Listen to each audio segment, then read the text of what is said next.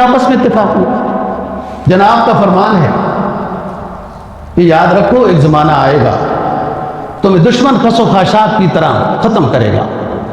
ایک صحابی نے عرض کیا حضور ہم تھوڑے ہوں گے؟ آپ نے کہا نہیں زیادہ ہوں گے. ہمارے پاس اسلحہ نہیں ہوگا. فرمایا اسلحہ بھی ہوگا. کہا حضرت پھر کیا بات ہوئی ہے؟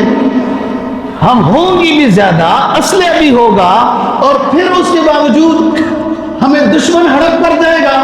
وجہ کیا ہوگی؟ کہا کراہیت الموت، حب الدنیا کراہیت الموت. دنیا کو پسند کرو گے، سونے کی ٹوٹیاں لگائیں گے. سبحان اللہ. اچھا ذرا سونا زیادہ تھا اور دیواروں پہ لگا دیتے. لٹرین بناتے رہے ہمارے شیخ، لٹرین. وہ یار تمہارا فضلہ اتنا قیمتی ہے کہ وہ مٹی کے برتن یا لوہے کے برتن پر وہ گر بھی نہیں سکتا، وہ سونے کی لٹرین پر گرتا ہے. ٹوٹیاں سونے کی، شاور سونے کے، پتہ نہیں کیا سے کیا. آپ تو سمجھتے ہیں پہلے ہار ہوتے تھے عورتوں کے سونے کے، اب سونے کے پورے لباس ہو گئے. آیا نا میزائل جب لگا ان عربوں کے کناروں پر تو سونے کی ٹوٹیوں نے تو جواب ہی نہیں دیا. سونے کی ٹوٹیاں لگائیں، فرش سونے کے بنائے، لٹرینیں سونے کی لگائیں.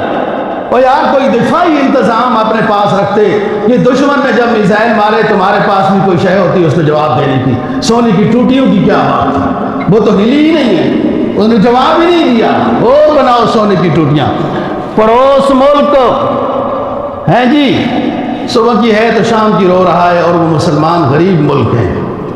تمہارے خیر خواہ بھی ہیں، تمہارے پر مشکل آ جائے تو یہ پاکستان اور اسلامی ملک تمہاری ہمدردی کے لیے بھی پہنچ جاتے ہیں. تمہیں یہ کبھی خیال ہی نہیں آیا کہ یہ غریب ہیں، ان کو بھی کچھ سہارا دینا ہے. پیسہ زیادہ آیا تو ٹوٹیاں لگانے لگ گئے. چلو جی ٹوٹیاں لگاؤ سونے کی، یہی فائدہ ہو رہا ہے. فرمایا سب کچھ تمہارے پاس ہوگا لیکن تم مغلوب ہو گئے، دشمن خس و خاشاک کی شکل میں لے گئے. اور جو مسلمان اسلامی تعلیمات کو اپنا امام نہ بنائے تو اس کے لیے پھر ذلت ہی ہے نا. جب اسلام اتحاد کی دعوت دیتا ہے، اعدوا لهم ما استطعتم من قوة کی دعوت دیتا ہے، آپس میں رحماء بینہم کی دعوت دیتا ہے، انما المؤمنون اخوہ کی دعوت دیتا ہے، تو پھر اس کے باوجود نہ سمجھ میں آئے مسلمان کو تو پھر نہ دشمن کی یلغار بھی سمجھا دے تو بڑی بات ہے. دشمن اللہ تعالیٰ فرماتے ہیں کہ جب ہم ناراض ہوتے ہیں اپنے مسلمانوں سے تو پھر ہم اپنے دشمن کو مسلمان کے اوپر مسلط کر دیتے ہیں. لَتُفْسِدُنَّ فِي الْأَرْضِ مَرَّتَيْنِ وَلَتَعْلُنَّ عُلُوًّا كَبِيرًا. کہ تمہیں سمجھ نہیں ہے، کتاب تمہارے پاس، تعلیمات تمہارے پاس، سب کچھ ہو کر پھر کدھر جا رہے ہو؟ بزدل ہو چکے. کراہیت الموت کہ ایک تو تم موت سے ڈرو گے اور دوسرا تمہیں حب دنیا. ایوان دیکھیں، ایوان کبھی آپ شاہی ایوان دیکھیں، کیا حساب کتاب دیکھیں. اچھا پھر وہ صحبت کا اثر ہوتا ہے نا جی. غریب کی صحبت میں رہو تو بننے کے اندر اتنی زیادہ کوئی نہیں آتی، مطلب میرا بھی محل بڑا ہونا چاہیے اور میرا بھی ہے.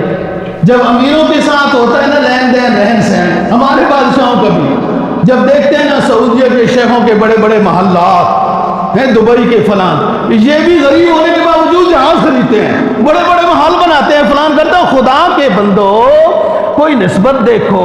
قرضوں میں پھنسے ہوئے وہ میں ان سے یاد کرتا رہتا ہوں کہ ہم کتنے مقروض ہیں، وہ پھر بھی بھول جاتا ہوں کہ اتنے زیادہ مقروض ہیں. بزدل اتنے بن چکے وہ سارے کل. علامہ کیا کہتا ہے؟ وہ فریب کردہ شاہی جو پلا ہو کر گسوں میں. وہ مسلمان تو شاہی تھا، تو فوجی تھا، مجاہد اسلام تھا، تیرا پیغمبر بھی جہاد والا پیغمبر، یہ اس کا لقب تھا. دشمن ہمارے پیغمبر کا اگر اپنے ایوانوں میں بھی ہمارے خلاف کوئی مشورہ کرتا تھا تو پیغمبر اسلام اپنی مجاہدین کی جماعت تیار کر کے اس کے مقابلے کے لیے نکل پڑتے تھے. آج کتنی تو دنیا سے محبت کرنے والا بنا، اپنے کاروبار میں، اپنی فیکٹریوں میں، اپنے اوان اور محلات میں تو دل دے بیٹھا، موت سے بھاگنے لگا، بزدل بن گیا۔ فرمایا وہ فریب خوردہ شاہی جو پلا ہو کرگسوں میں، اسے کیا خبر کیا ہے راہ و رسم شہبازی، اسے کیا خبر اڑنا کیا ہوتا ہے، پرواز کیا ہوتی ہے، خودداری کیا